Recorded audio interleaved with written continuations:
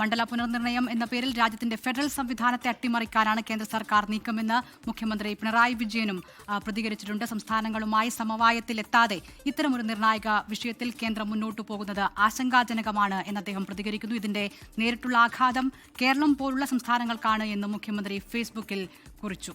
ജിബിൻ ജെബിയാണ് തിരുവനന്തപുരത്ത് നിന്ന് വാർത്തയുടെ വിശദാംശങ്ങളുമായി വരുന്നത്. ജിബിൻ, വലിയ രീതിയിലുള്ള പ്രതിഷേധം ഈ സ്ത്രീ സംവരണ ഭേദഗതി ബില്ലുമായി ബന്ധപ്പെട്ട് പ്രത്യേകിച്ച് തെക്കൻ സംസ്ഥാനങ്ങളിൽ നിന്ന് ഉണ്ടാകുന്നുണ്ട്.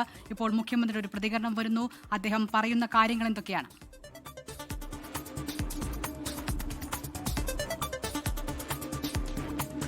പ്രതിപക്ഷ പാർട്ടികളെല്ലാം തന്നെ ഇപ്പോൾ തന്നെ വിയോജിപ്പ് അറിയിച്ചിരിക്കുകയാണ്. ഇതിന് തൊട്ടു പിന്നാലെയാണ് മുഖ്യമന്ത്രി പിണറായി വിജയൻ ഇപ്പോൾ ഒരു ഫേസ്ബുക്ക് കുറിപ്പുമായി പ്രസ്താവന മുന്നോട്ട് വച്ചിരിക്കുന്നത്. അതായത് മണ്ഡല പുനർനിർണയം എന്ന് പറയുന്നത് അതൊരു കേവലം ഭരണപരിഷ്കാരമായി മാത്രം കാണാൻ സാധിക്കുന്ന ഒന്നല്ല. ദീർഘകാലം ഭരണം ഉറപ്പിക്കുന്നതിന് വേണ്ടിയിട്ടുള്ള ഒരു ശ്രമമാണ് ഇതിലൂടെ കേന്ദ്ര സർക്കാർ നടപ്പിലാക്കുന്നതെന്നാണ് പ്രസ്താവനയിൽ മുഖ്യമന്ത്രി പറഞ്ഞിരിക്കുന്നത്. അതായത് ഇത് മറ്റ് സംസ്ഥാനങ്ങളുമായി തന്നെ ഒന്ന് കൂടിയാലോചിക്കാതെ ഒരു സമാധാനത്തിൽ എത്താതെയാണ് ഇത്തരം ഒരു നീക്കവുമായി കേന്ദ്ര സർക്കാർ മുന്നോട്ട് പോകുന്നത്.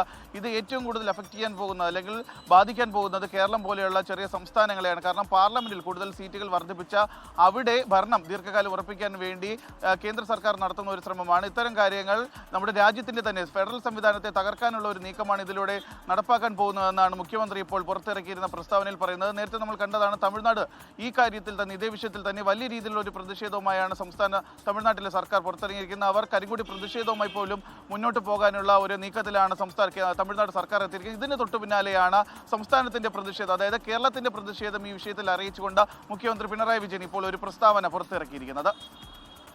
ശരി, ജിബിൻ ജെബിയാണ് തിരുവനന്തപുരത്ത് നിന്ന് വിവരങ്ങൾ നൽകിയത്.